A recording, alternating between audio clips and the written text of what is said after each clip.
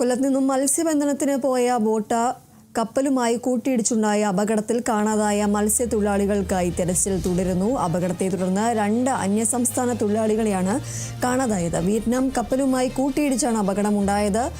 ശക്തികുളങ്ങരയിൽ നിന്നും പോയ saint Joseph എന്ന ബോട്ടാണ് അപകടത്തിൽപ്പെട്ടത്. വെള്ളിയാഴ്ചയാണ് മത്സ്യബന്ധനത്തിന് പോയ കപ്പൽ അപകടത്തിൽപ്പെട്ടത്.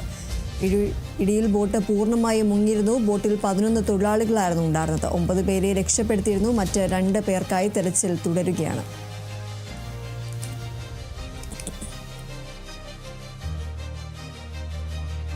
കൊല്ലത്ത് നിന്നും മത്സ്യബന്ധനത്തിന് പോയ ബോട്ട് കപ്പലുമായി കൂട്ടിയിടിച്ചുണ്ടായ അപകടത്തിൽ കാണാതായ മത്സ്യത്തൊഴിലാളികൾക്കായി തെരച്ചിൽ തുടരുകയാണ്. അപകടത്തെ തുടർന്ന് 2 അന്യസംസ്ഥാന തൊഴിലാളികളെയാണ് കാണാതായിരിക്കുന്നത്.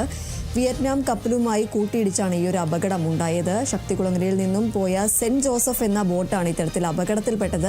വെള്ളിയാഴ്ചയാണ് മത്സ്യബന്ധനത്തിന് പോയ ബോട്ട് അപകടത്തിൽപ്പെട്ടത്. ഇടിയിൽ ബോട്ട് പൂർണ്ണമായും മുങ്ങിയിരുന്നു. ബോട്ടിൽ 11 തൊഴിലാളികളാണ് ഉണ്ടായിരുന്നത്. 9 പേരെ നേരത്തെ രക്ഷപ്പെടുത്തിയിരുന്നു. മറ്റ് 2 പേർക്കായി ഇപ്പോഴും തിരച്ചിൽ തുടരുകയാണ്. വെള്ളിയാഴ്ചയാണ് ഇത്തരത്തിലൊരു അപകടമുണ്ടായത്. മത്സ്യബന്ധനത്തിന് പോയ ബോട്ടാണ് ഇത്തരത്തിൽ കപ്പലിലിടിച്ച് അപകടമുണ്ടായത്. ഈ അപകടത്തിൽ കാണാതായ മത്സ്യത്തൊഴിലാളികൾക്കായി തിരച്ചിൽ തുടരുകയാണ്.